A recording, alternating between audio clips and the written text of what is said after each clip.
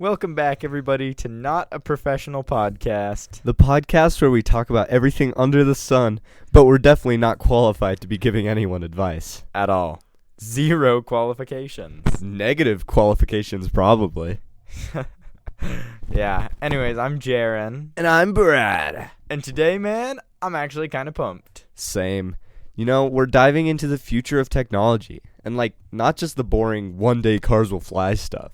More like, will my fridge eventually have an attitude problem?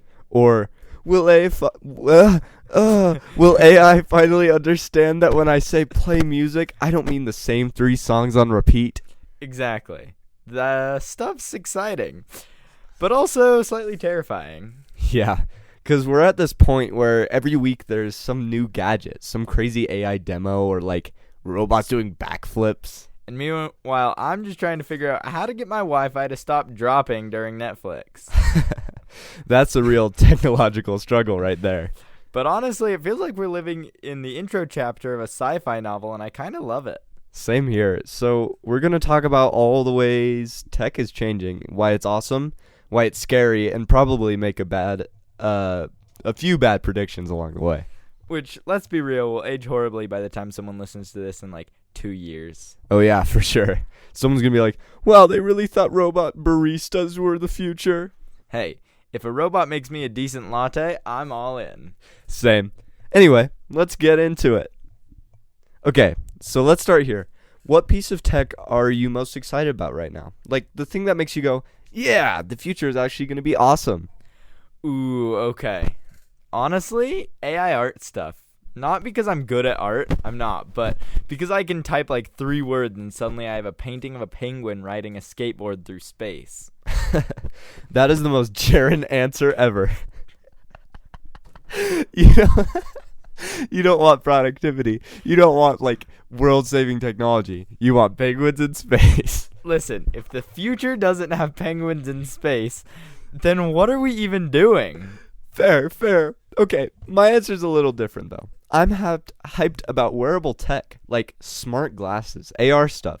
I just want to be able to walk into a store and have my glasses tell me, no, Brad, you don't need more snacks. Put them back. Bro, you want your glasses to bully you? Exactly. Accountability glasses, 2025. They're like, hey, man, maybe try a vegetable this time. Brad, your cholesterol is crying right now. Okay, but real talk. That's where it's going, though. Tech that's, woven into daily life. Stuff that makes decisions for you, or at least helps you make better ones. Yeah, and that's equal parts cool and creepy. I love the idea of help, but I don't love the idea of Siri judging me. Dude, Siri already judges you. True. She does get real sassy sometimes. But it's wild because when you think about it, our parents grew up with, phones attached to the wall, and we're out here casually talking about AI roommates. Yeah, if you told people in the 80s that one day your watch would nag you to stand up, they'd be like, what kind of dystopia is that? Joke's on them. We love it. Yeah. Okay, here's a question. What's one piece of future tech that actually scares you? Ooh, okay. Scariest piece of tech, honestly, self-driving cars. Really? That's the one? Dude, yes. I don't trust my own driving half the time. Why am I supposed to trust a robot car that's running on Windows XP or whatever? Yeah. Imagine your car freezes like a bad laptop. Oh no, gotta restart real quick. Hold tight. Exactly. I'm on the freeway going 70 and the car's like, we're installing updates. Please wait. Estimated time, 47 minutes. That's how I die, man. Okay, fair. But hear me out. Humans are way worse drivers than robots. People text, people eat, people argue in the car. Yeah, but when humans mess up, it's one person's fault. When robots mess up, it's like, oh yeah, $1 billion corporation didn't think about left turns. Oops, sorry about that. Our bad. Yeah, small patch coming in the next week. Meanwhile, Jaren's in the ditch. Exactly. Okay, mine's different. You know what actually freaks me out? Deep fakes. Oh yeah, those are spooky. We're already at a point where someone can fake a video of me saying something I didn't say. Imagine in 10 years, nobody's going to know it's real anymore. Dude, that's true. One day you're going to get a FaceTime call from me, but it's not me. It's Robo Jaren asking to borrow $20. And the worst part is, I'd still Venmo you. Yeah, you'd be like, this seems suspicious, but he does owe me Chipotle from last week. Exactly. And the robots win.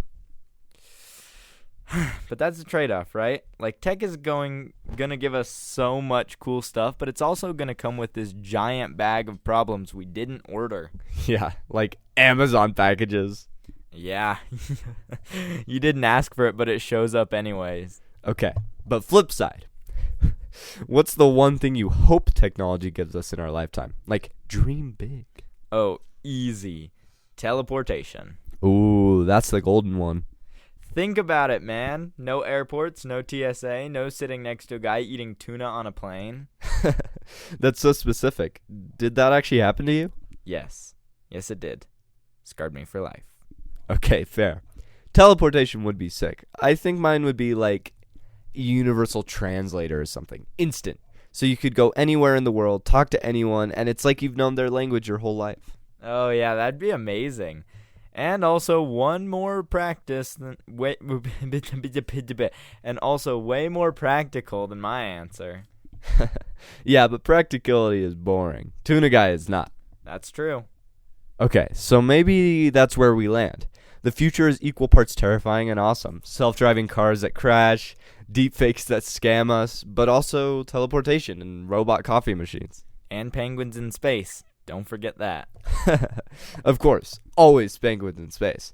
Alright, so we've talked about the exciting stuff. We've talked about the scary stuff, but here's my favorite part. Bad predictions.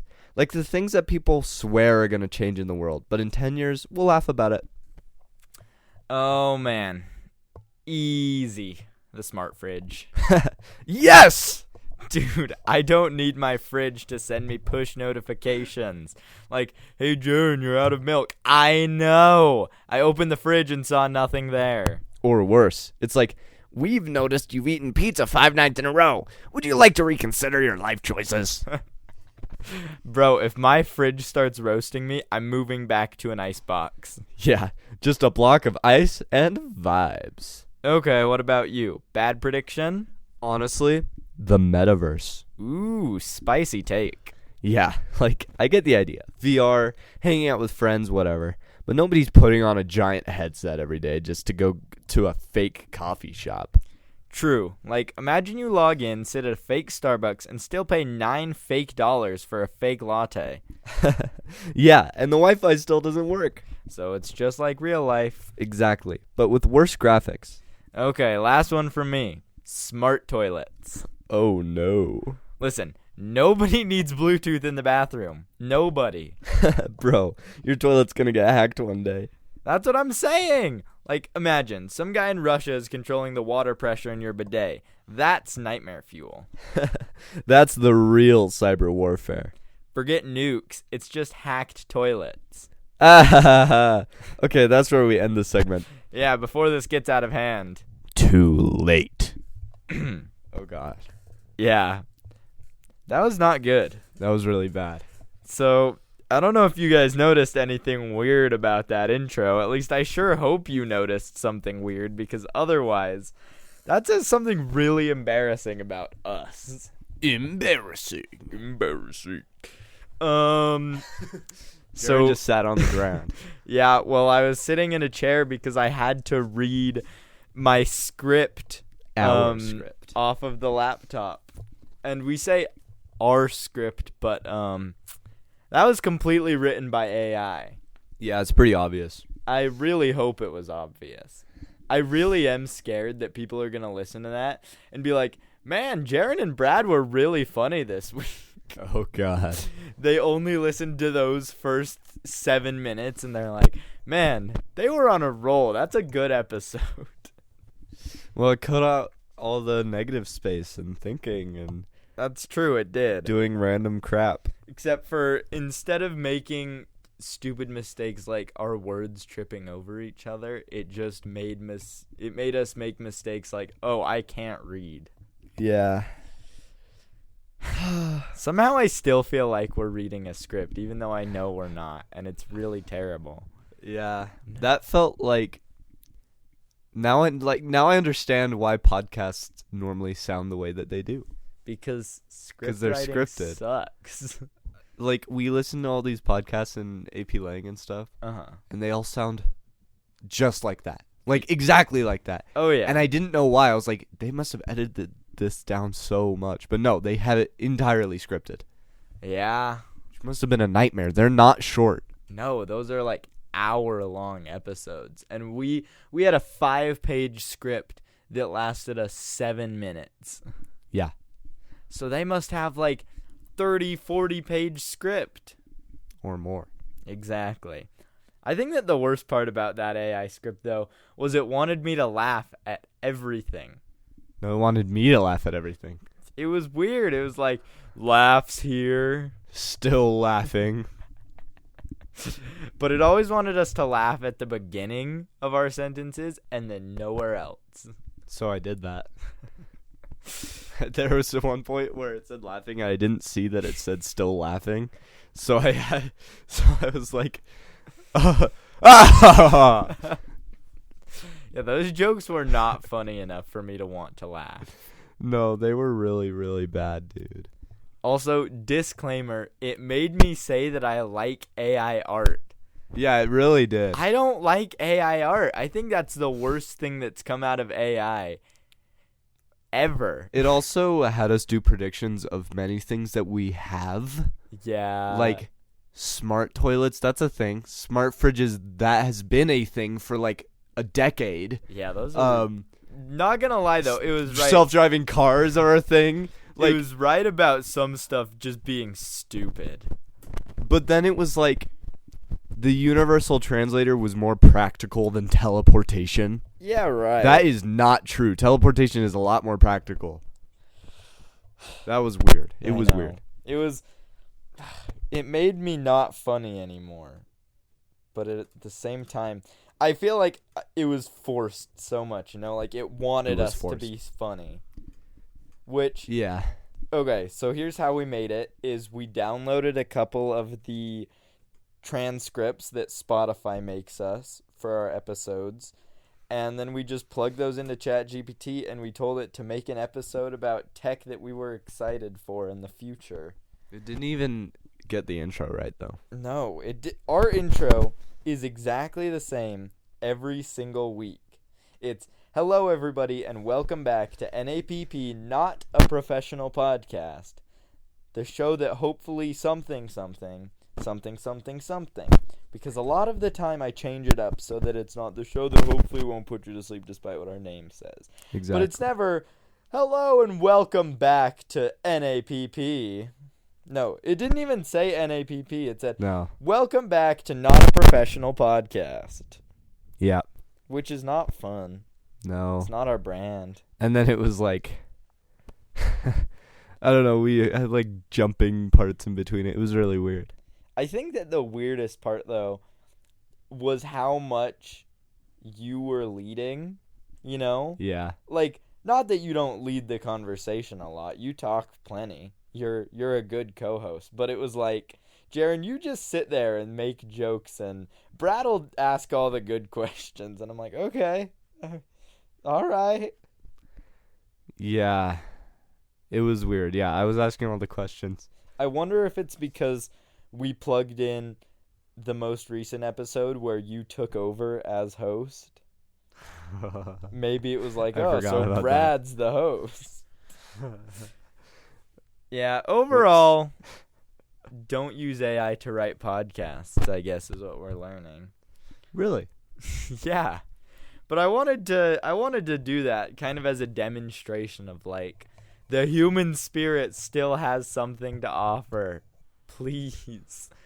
Because I think, in all seriousness, we're entering an era where AI is rapidly becoming a more exciting prospect in terms of entertainment than human-created content is, and I think that's really disappointing. Yeah, and it sucks because I'm on like Instagram and stuff, and I see these AI-generated video, like brain rot memes that could easily have been made with gotcha. And it would have been so funny. And they've been made with gotcha for the last like 20 years, probably. Yeah. And then all of a sudden these videos turn into crappy AI videos of like weird cartoon characters, you know. Yeah. I think that okay. Remember like 2 years back when you're like, you have to be an idiot to fall for an AI video and think it's real? Remember when Well, it didn't look very good. Yeah, remember when that was the case? There are actual videos that I've seen where I was like, wow, look at this cool video. And then someone's like, Jaren, you know that's AI, right? And I'm like, no, it's real. Look at it. Yeah, it's pretty crazy. The ones that got me were the animals jumping on trampolines. Did you ever see those? I did see that. The rabbits. Yeah, or the bear. I saw one with a bear, a full-on bear. And I was like, wow, that's so cool that the trampoline didn't break. Yeah, I could tell that the bunnies were fake because one of them faded out of existence on the trampoline. But it was kind of hard to tell because the AI has started replicating like crappy video camera look. Yeah, which was that's what gets you. That's what video games started doing, and the moment video games started doing that, it looked photoreal. It was like no matter the graphics, if it looked like it was taken on a crappy like body cam. Yeah, you just put filters on it. You put the realistic vignette, and then it's like, boom! It looks real, feels real while you're playing it. And so now people are realizing that if they just make it look like it was taken on a backyard security cam or like a crappy handheld camera, then it looks real and it's terrifying. Yeah, it's so crazy. I don't know. AI has been progressing very, very fast. And I remember the first, like, early days, 2016, I'm talking. Oh, yeah. When all the YouTubers would talk to these really crappy... The stupid chatbots. The original large language models. Yeah. And I remember them slowly getting better over time. The only thing you could do with them is talk to them for a little bit, and then they'd flirt with you. Like, no matter what, they'd always end up flirting with you, because that's the only thing people did with them. That's the only thing they knew was how to flirt. That's so depressing. And they had the weird robot face that would, like, shift, like, I don't know. Dude, it was so weird. Jacksepticeye, DanTDM. Well, I listened to do my research on how to be funny. I listened to Markiplier's podcast, and just like a year, maybe 2 years ago, they did this episode called Writing the Funniest Joke Ever, and they used AI. Have you ever used Inferkit? I remember I used Inferkit once or twice just because it was like an earlier AI chatbot. I think it was actually more of like a story builder. So you would write a sentence to start a story, and then it would keep going. Yeah. And it was just like the episode was hilarious. I won't lie. I've seen the video he did on it. Oh yeah, because it didn't make sense, and that's why it was so funny, because it was just nonsense. But now, if you talk to an AI and you're like, "Hey, write me a story," it'll write you a story. And it's at the same point where, oh man, now I can't think of what it is, but there's something I always compare it to, where like, it used to be funny. Oh, it's this musician that Brad and I like to make fun of. His newer stuff is not as bad as his older stuff, which in a way makes it worse, because it used to be so bad that it was funny, and now it's just bad enough that I don't care. And that's exactly how AI is at this moment. It's not bad enough to be funny, but it's not good enough to make anything like exceptional. Yeah, for sure. The problem is that we're fast approaching the moment where suddenly AI is making things exceptional. Right? Because the progression from 2 years ago to now is that suddenly when it's writing stories, the stories make sense. It has continuity. That script had callbacks to things that we discussed earlier. It brought back the skateboarding penguins from 2 or 3 pages previous. And it's fast approaching a point where in not too long, it might be funnier than us. It probably already is. Depends on your audience, I guess. Yeah. I really hope that our audience finds us funnier. Me too. Yeah. I mean, I don't know if a lot of people listening to this will know. They're probably not nerdy enough to know this, but one of the original uses of AI was to play D&D by yourself. Yeah. Like 3 years ago, probably. Yeah. And that's the only thing people knew it for. Yeah. Was to do that.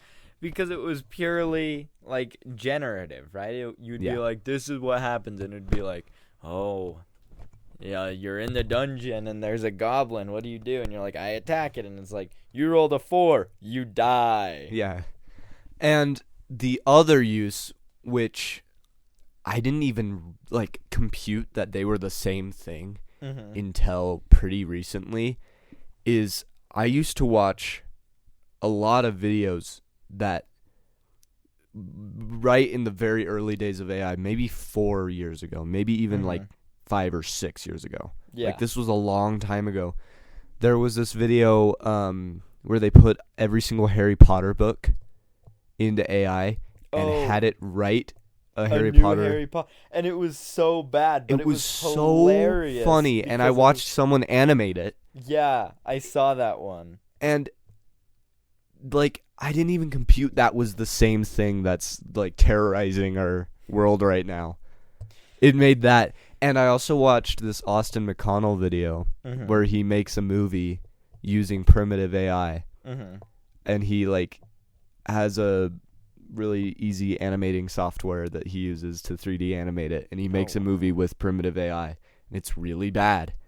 And it's so strange. I used to watch these videos, all of those videos, and I would laugh at them, and I'd show them to my brother, and we'd like giggle on the floor to them because they were so funny. And now that same basic software is now what people use to cheat on their English exams and write entire essays. And it's insane to think that that's the same thing. Yeah. That's so weird. I guess I'll be completely transparent. The reason I'm talking about this is because I was listening to Markiplier's podcast yesterday, and he was talking about how we're gonna entertainers and content creators as a whole are gonna fade into obscurity because soon we're not gonna be needed, and that's a sad and scary fact of at some point it's going to be so advanced that you can say, make me a podcast about XYZ topic, include this person, this celebrity, and then it will just do that. And if you don't like it, you can just generate another. And soon it's going to be like any content that someone can imagine that they want, any crossover, any collab, any topic, people can just type it into a box and make a full-length movie or a full video or whatever. And that's terrifying. Yeah. I think the good news is that no one is going to want to watch that in person. That's true. And I think there's enough people out there that are pretty... I think it's gonna still... I don't think it's gonna be hard to tell. I really hope not, because... I don't know. At this point, AI can look very realistic. It can look almost photorealistic, but the key word there is almost. I think the more we see them, the more and more we'll be able to distinguish. Yeah. I think I've seen enough AI stuff to be able to instantly distinguish, even if it's basically photoreal. And ChatGPT's new voice feature, I guess it's not new anymore. It's like a year old probably. Yeah. But it sounds like a real person talking. Yeah. However, I can tell it's AI. Yeah. Well, I can hear it speak 3 words, and it's like, oh, that's ChatGPT. That's an AI voice. Yeah, because it lacks a certain kind of inflection and tone change, every word that we say kind of goes up and down in frequency because And it does that. And it does that, but it's just it's in the uncanny valley a little bit. Yeah, it's just I think that the thing is it's too rigid. It's too what's the word I'm thinking of?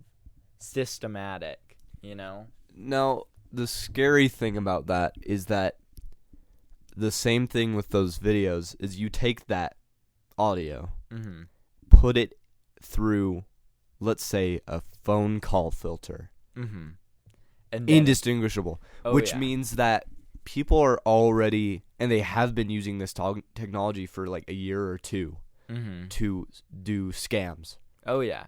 And you can do it with not just the ChatGPT voice, but anybody's voice that you have enough audio recordings of. Well, this is actually really important. So everyone listening, if you get called by an unknown number, don't say a single word. And I'm talking a single word. You can't be like, hello, who is this? Boom, they have your voice and they can scam your family now. I'm not even kidding. Oh, yeah. It's that bad. You need to be able to... You just can't pick up your phone for random numbers anymore. It's too dangerous right now. Because before you would pick up the random number and it'd be like, hello, click this button to do this. And you'd be like, eat your mom. And then you'd hang up. If you do that, then suddenly your grandma's like, why'd you call me and ask for $900? Yeah, exactly.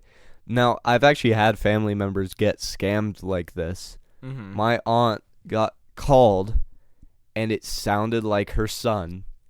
That's asking terrifying. to be picked up, and it's like, I'm in trouble, like I don't know what to do, I'm in trouble, pick me up. And it was a fake AI voice. That's terrifying. So this is actually happening. This is a real thing. You cannot answer the phone anymore unless you know who it is. That is straight up terrifying. Or answer the phone and make your voice sound like this. How's it going? And thankfully, I think that a lot of teenagers, especially when they get scam calls, that's their first instinct is to either do that or just scream into the microphone. Ah! Yeah, Like, exactly. Mic breaking levels of screaming because that's hilarious. Yeah. And I don't know.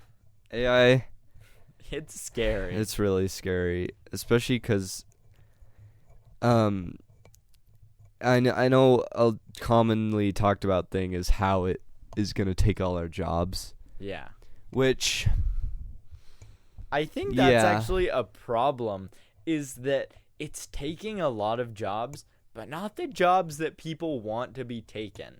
it's taking jobs that people didn't think would be taken. Like, artist jobs aren't being taken. Well, they are I don't know about in a that. way. But not as much as people thought it would be. Well, did you And hear not about as fast. that official like Disney artist who's been there for 10 years who got blacklisted because he started using AI art? Yeah, It's that's insanity. That's what I mean is that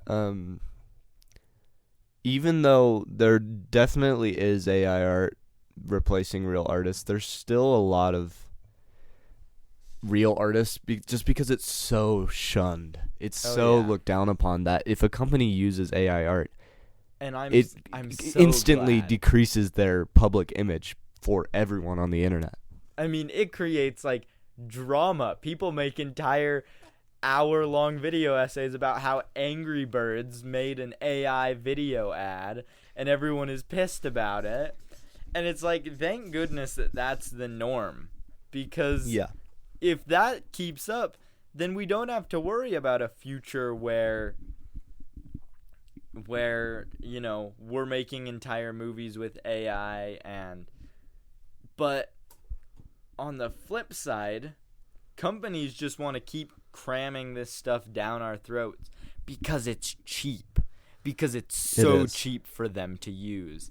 Even though it's basically killing our planet, every time you generate a 3-second video, it destroys another acre of the rainforest. Yeah. Even though it's basically going to murder us all, not because of what it's actually doing, but because of the resources it's using.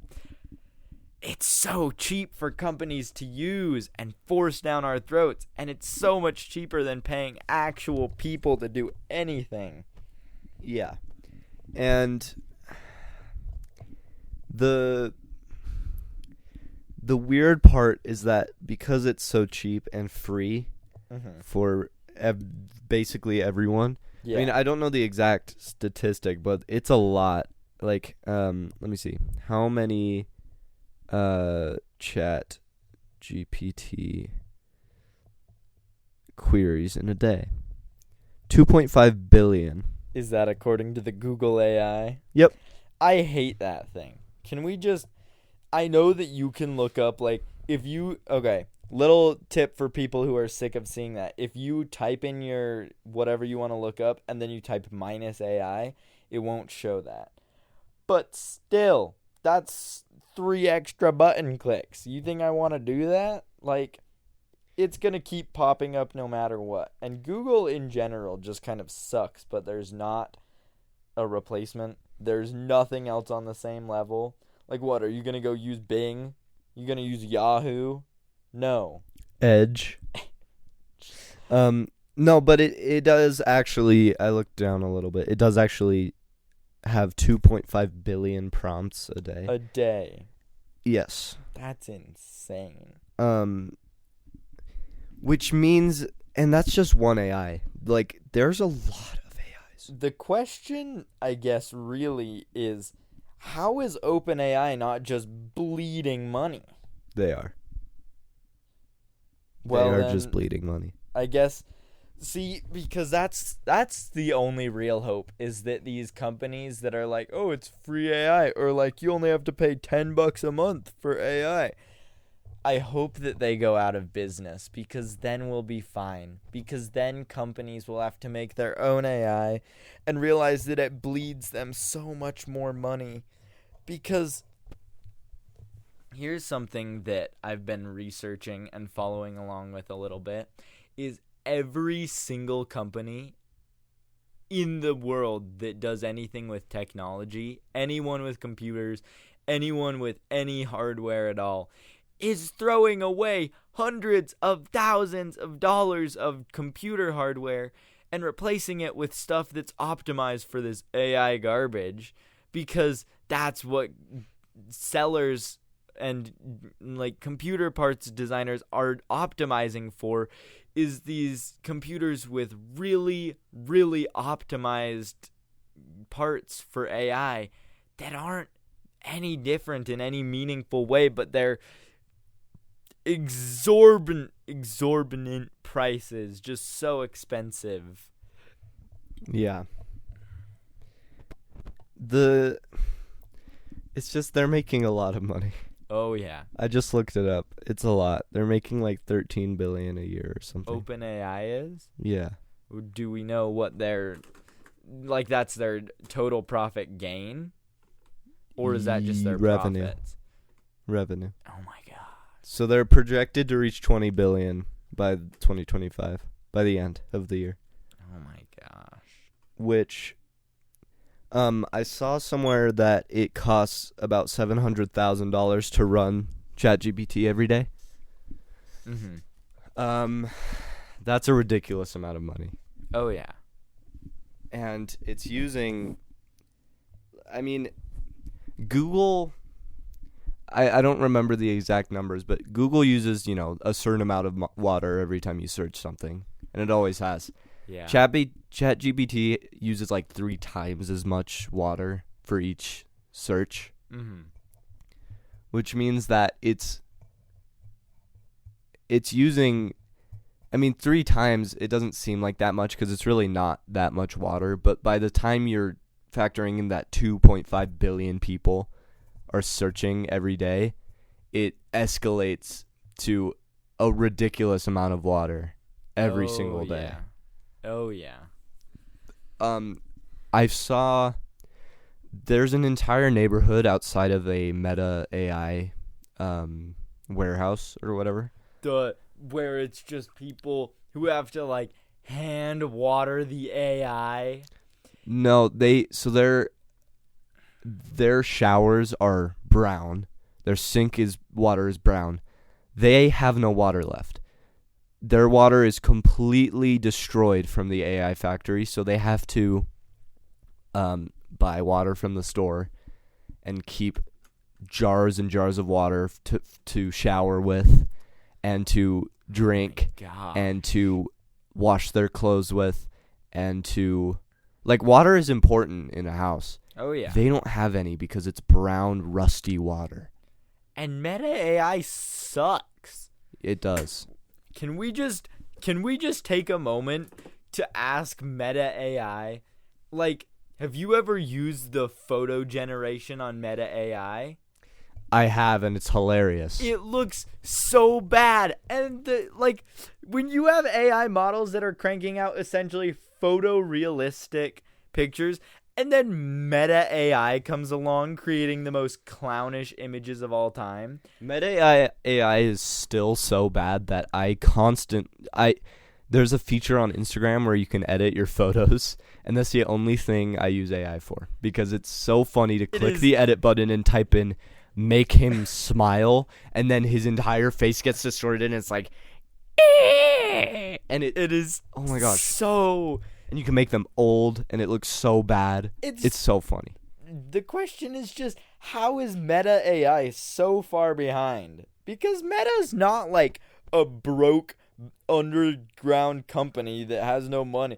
It's Meta. They own the metaverse. They own the metaverse. Yeah. Kind of. They own Instagram. They own Instagram and Facebook. Which is a large part of it. They have all your data. They do have all your data. That's why you have to be quiet when you hang up the phone, because your voice and your likeness is basically the only thing you still have privately. Unless you've posted any videos on social media in your entire life. True. And then they can just get it from there. Even easier. Yeah. That's why you make your account private. Literally, just doing this podcast, they could scrub our voices so well, it's not even funny. Yeah, they really could. Luckily, no one listens. Yeah! Yeah! It's a good thing. But, think about it. People a few years back were talking about how scary it would be if, they could just make any political figure say anything with the power of AI. And now they can. Where did my phone go? It's right here. Where? Yeah, and the deep fakes and all that. It's really... Luckily, I haven't really seen any bad deep fakes being used, you know? Yeah. I wonder if that's just because... I'm sure it's out there. I just hope it's good not enough. as prominent. I've seen it. It is good enough to fool a large portion of the U.S. population. I haven't seen any. Especially because the used. people who care that much are people who typically are older than we are. So less literate in technology. Yeah, exactly. And so that's the vulnerable population, is well, the people. Even my dad. My dad is 40 years old. Mm-hmm. Very tech savvy. He's a computer programmer. Yeah. That is his entire job, is to be on computers. My uncle sent a video of a completely AI generated music video. Uh-huh. And my brother was like, "Oh, I don't like the AI in this." And my dad responded with, "Where's the AI?" And I had to go in and be like, "Dad, the entire video is AI." And he was like, "Oh, really?" Oh my gosh. I wonder if I can find this picture that my aunt sent me forever ago. That you will see just how upsetting. By the way, I calculated it to run ChatGPT just for a year. It's $252 million, which compared to the $20 billion they're making is basically nothing. Yeah. Okay. So we were talking about Meta AI. You know the style that it produces pictures in, right? Yes. Shadows don't make sense. Everything is over-exaggerated. Looks bad. Yes. My aunt sent me this picture of a toilet shaped like a chicken because I love chicken-shaped things. It's just, I don't know. I think they're hilarious. They are. And it was clearly a meta AI chicken-generated toilet. Okay? And I go, Meg, this is a great AI toilet. And she goes, it's not AI. And I was like, are you serious? And she's like, yeah. Terrifying how some people are like, oh, that's real. Yeah, and the other thing is, I don't know if you've noticed in comments recently, but if anything is CGI or computer generated, Yeah. If anything is VFX, all the comments are, this is AI. Don't believe this. And No, someone put hard computer work into this. Oh, yeah. They made this by themselves. They probably modeled that. They probably animated it by hand. They probably did all the work to track it in. This is completely different. This is CGI. This is not AI. But that's what's so interesting is that AI is getting to the point where it looks good enough that it could be CG. Because CG is amazing. Looks super realistic if you're good at it, but it's not perfect. And neither is AI. And so the overlap between what they can do is becoming greater and greater. Yeah. And but on the plus side, people are definitely more cautious and more aware of what's AI and what's not. And so it's bad that CG artists are getting targeted for using AI, but it is good that people are being careful enough to at least think that they see AI. Yeah, for sure. It's just like, it's interesting to me how, a few years ago, maybe even 2 years ago, everyone would be like, this is CGI under videos. Because no one could see it. Everyone was like, this is so cool. And then they're like, this is actually CGI. And now that it's AI. It's AI, but it's actually CGI. So it's gone from real to CGI, from that to CGI to AI. Yeah. It's really strange. Well, basically the moral of the story is we're all done for. Yup. And there's nothing we can do about it. Yeah, pretty much. Well, do you have anything else you want to add? Don't use AI. Yeah. And if students, don't do it because you're getting assignments done faster, and yes, you have more free time now.